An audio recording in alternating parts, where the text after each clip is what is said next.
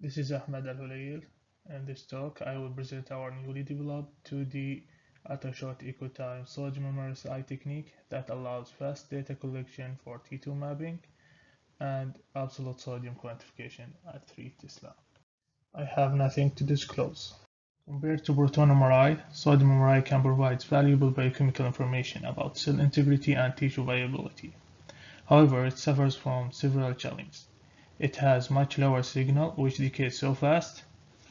Moreover, in vivo, it decays by exponentially, which results in fast signal loss. Additionally, for quantification purposes, we usually use external concentration references.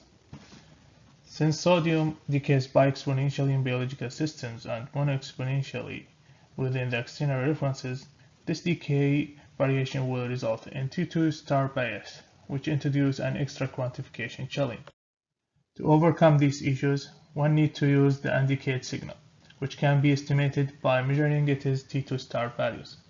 For an accurate estimation, we need to start measuring as early as possible to catch the fast decaying component, and to measure enough data points of the decaying curve for better fitting quality.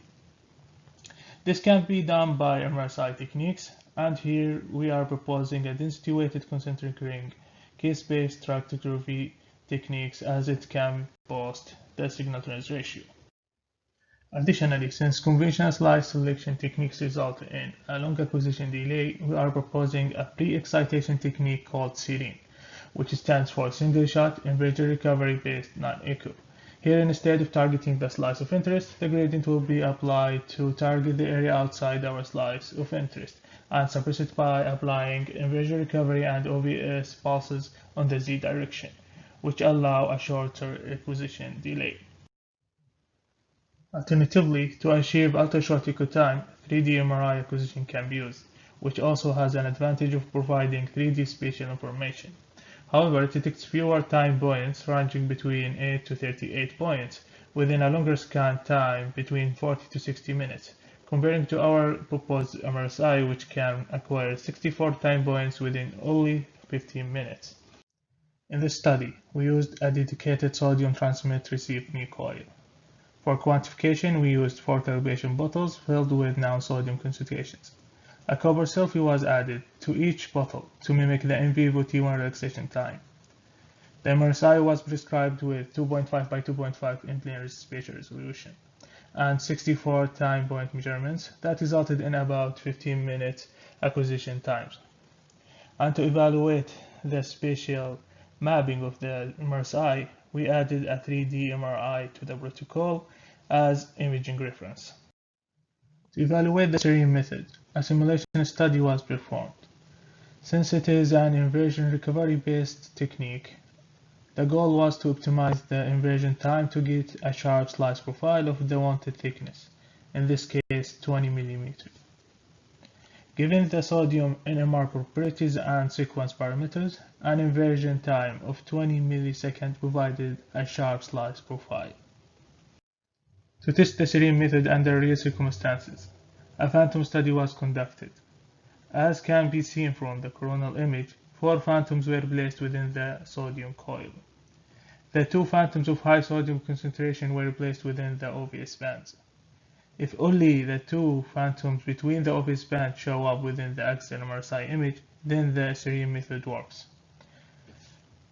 As you can see, the resulted image has no contribution from the phantom placed outside the slice of interest, and the MRSI result matches the 3D image. After making sure that SIRIN method works properly, an in vivo study on the Kharj region was performed. The MRSI data was post-processed as follows. First, the data underwent offline regrading and reconstruction. Since we acquired multi-data point over time, a B-Naught inhomogeneity mapping is possible and was used to correct the data. Following, the data was denoised using low-rank approximation before performing the T2 star mapping and correction. Finally, the absolute sodium mapping was performed by calculating the signal to the known reference concentration. The T2 star and their weighting fraction maps were estimated voxel-wisely. For leg, the bioexponential model was used. For phantoms, the mono-exponential model was used. As shown in the displayed example, these information were used to map the T2 star and their contribution fractions. The lower panel map are for the same data, but overlaid on their corresponding anatomical image. In these maps, you can see that T2 star is longer and has more slower fraction in area with blood vessels, as sodium moves more freely. The importance of T2 star correction can be demonstrated by comparing the sodium mass before and after correction. A considerable enhancement in sodium concentration is gained after T2 star correction that can be seen from the difference map. Additionally, the T2 star bias due to the decay mode variation between the in vivo and phantom can be removed by T2 star correction. The regional concentration and T2 star of each calf muscle were also calculated. The mean muscle sodium concentration was estimated to be about 28 millimolar, which is in agreement with biopsy results reported previously. The muscle T2 star values are also in line with previously reported values measured using single voxel sodium MRS. However, this is the first time for in vivo subcutaneous fat values to be reported. Using Roy regression analysis, the MRSI quantitative data was compared to the ultra-short TE 3D MRI, which was acquired at 0.3 millisecond. The MRSI data was first compared before T2 star correction, then extrapolated to 0.3 millisecond based on the estimated T2 values, and finally after T2 star correction. In general, there was a significant correlation between the two methods' results that indicates an agreement of the signal spatial distribution. However, before correction, the comparison slope was about 0.88, which increased to about unity at 0.3 millisecond, indicating that our estimated T2 star values are accurate.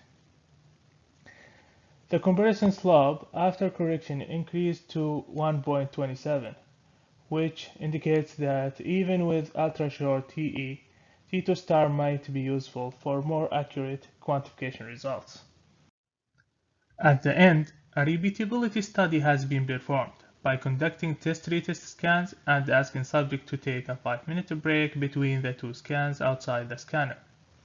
The top figure shows example of the baseline and repeat scan maps, and the bottom figure represents the results of planned Altman analysis that was performed to evaluate the repeatability. An excellent repeatability is resulted with CV less than 10% and ICC larger than 90%. In conclusion, the proposed MRSI is a reliable method to estimate the absolute sodium concentration with minimal T2 star bias, which can be used to assess several diseases more accurately. Additionally, it provides a T2 star maps, which can be used to evaluate physiological changes in addition to the T2 star correction. All that within only one accelerated scan of high spatial resolution and self-P0 correction, which makes sodium T2 star mapping and correction more clinically visible. For more details, please visit our paper link.